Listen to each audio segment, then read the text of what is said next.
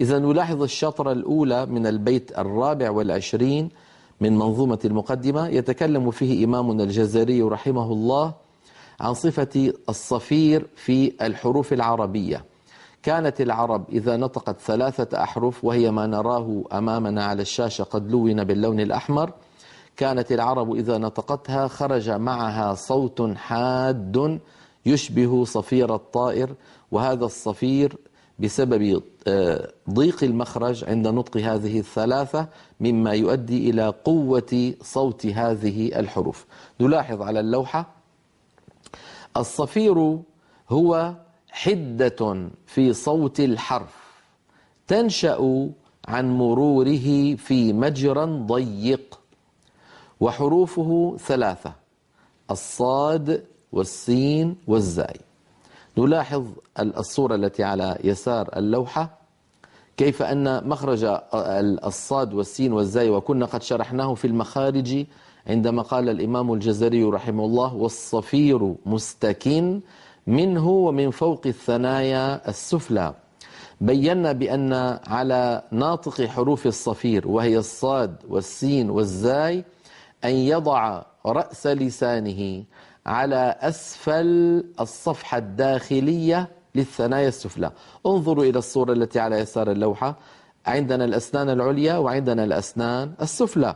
الأسنان السفلى لها صفحة داخلية وصفحة خارجية. الصفحة الداخلية هي التي من جهة اللسان، فعلى القارئ كما نرى في الصورة أن يضع رأس لسانه أسفل الصفحة الداخلية للأسنان السفلى الأمامية وهي الثنايا. فهذا المجرى لو تنبهنا إليه، انظروا نجد بأن المكان الذي يمر منه الصوت ضيق، لأن اللسان قد توضع بهذه الكيفية التي نراها أمامنا على اللوحة، ولم يبقى لمرور الصوت إلا هذا المجرى الضيق من بين الأسنان العليا والسفلى. فهذا الضيق يجعل للصوت حدة وارتفاعا، هذه الحدة والارتفاع للصوت يسميه العلماء الصفير. وكذلك الصاد وكذلك الزاي إذن هذه الثلاثة، لو أن الكاميرا ترجع لعندي، هذه الثلاثة الأحرف عندما كانت العرب تنطقها كانت تخرجها بهذه الكيفية التي شرحتها لكم، مما يؤدي إلى صوت عال عند نطق هذه الثلاثة: وكذلك المتحرك منها: سا سو سي صا صو صي زا زو زي. فنجد بأن صوت الحرف قوي. لماذا؟ لأنه يمر في مجرى ضيق. وأعود فأذكر ما نبهت عليه عند كلامنا على مخارج الحروف: لا يستعمل القارئ شفتيه في حرف الصاد مثل الصاد كمثل السين والزاي. لا يقول الواحد هكذا ويزم شفتيه إلى الأمام، لأن هذا العمل إعمال عضو زائد يؤدي إلى تغير صوت الحرف. اسمعوني لو سمحتم: هل سمعنا هذا الصوت؟ اسمعوا الآن: هل لاحظتم الاختلاف الذي حدث لصوت الصاد عندما استعملت شفتي عمدا؟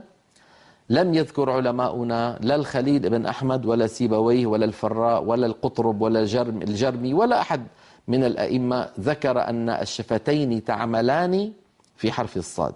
الصاد مثلها كمثل السين والزاي، لكن هذا خطأ منتشر جدا، يعني حتى عند بعض القراء يستعملون الصاد مع أن هذا لا معنى له.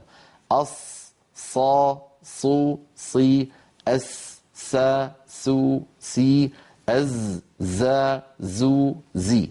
هذه هي حروف الصفير، وهكذا يجب نطقها. وأعود فأقول إن الصفير صفة قوة تدل على قوة حروف الصفير في السمع.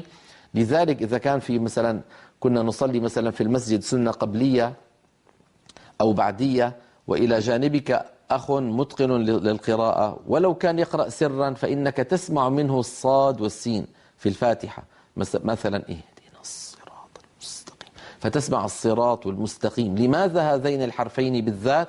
لقوة صوتهما ولما فيهما من حدة، يعني من صفة الصفير. هذا هو بحث الصفير، سهل ما فيه صعوبة إن شاء الله تعالى.